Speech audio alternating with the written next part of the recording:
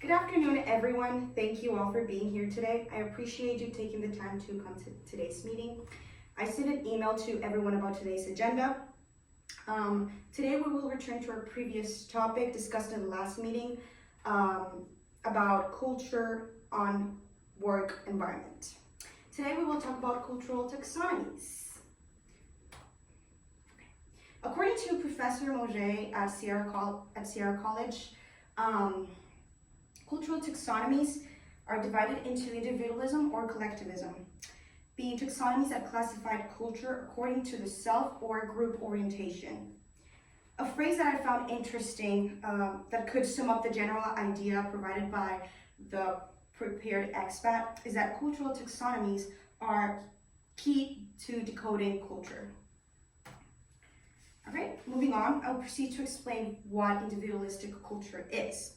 According to an article written by Professor Chris Drew in 2023, he briefly summarizes individualism as prioritizing the rights, independence, and self-interest of individuals. Individualism is personally emphasized, meaning something is highlighted in a way that relates specifically to individuals with own feelings, experiences, or perspective. It also views people as unique beings with their own identity expressed independently. It also encourages self-expression, meaning that people are supported in sharing their own thoughts, feelings, and opinions to show authenticity. And finally, it emphasizes competition, which means that it motivates individuals to compete for success or reward. So moving on, now I will explain what collectivistic culture is. According to an article written by Professor Chris Drew in 2023, collectivism emphasizes in the well-being of the group or community as a whole. Collectivism is socially emphasized, meaning that group harmony, relationships, and fulfilling social roles are important. It also views people as part of a group, meaning that individuals are primarily seen in relation to their family, community, or social group with identity and responsibilities shaped by the group membership. It also discourages self-expression. This means that openly sharing emotions or opinions, it's often downplayed. And finally, it emphasizes group harmony, meaning that keeping peaceful relationships and cooperation in the group is essential. Okay, moving on, I will explain briefly Hofstede's cultural dimension theory. This theory is based on extensive cultural preferences, research conducted by Gert-Jan Hofstede and his research team. He based his research on national cultural preferences rather than individual cultural preferences. And it is divided in six cultural dimensions: power distance index, individualism versus collectivism, masculinity versus femininity, uncertainty avoidance index, long-term versus short-term normative orientation, and indulgence versus restraint. However, I will be focusing on only these four. Okay, now, who is who? Medida Consultancy, a consultancy service website that provides diversity, equity, and inclusion in workplaces, shares some examples of different countries and what the cultural dimensions they belong to. For example, most Latin American countries, Asian, Southern, European, African countries, they belong to a collectivistic culture.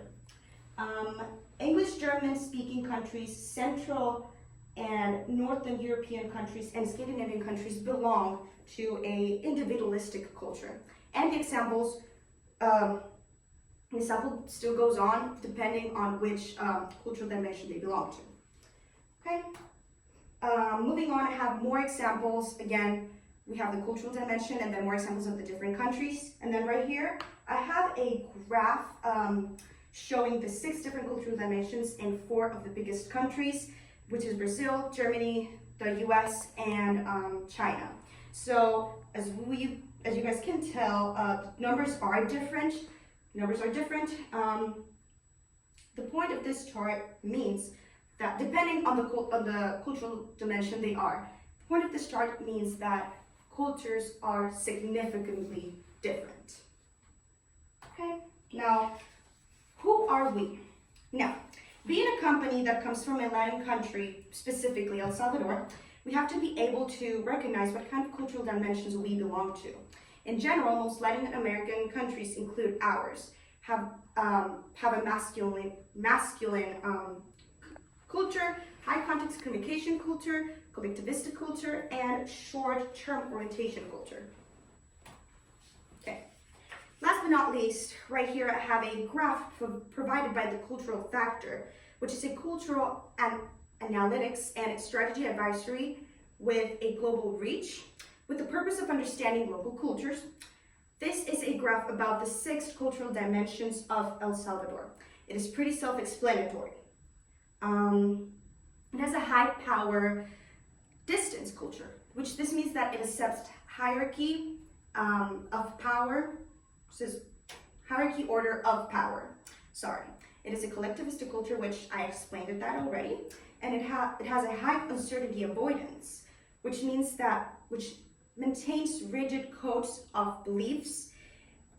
It's a short-term orientation culture, meaning there is a preference to maintain time-honored traditions, and it has a high indulgence, meaning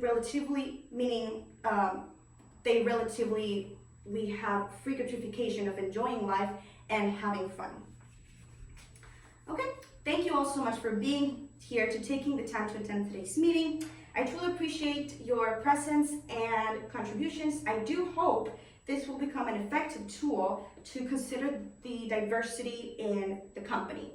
And if someone has any questions or thoughts, I'm happy to discuss them now or after the meeting. Thank you again for all your time and contributions. Our next meeting is going to be on next Monday, the 23rd at 9:30 a.m. And we will be discussing on how to respect cultures at a workplace environment. Thank you.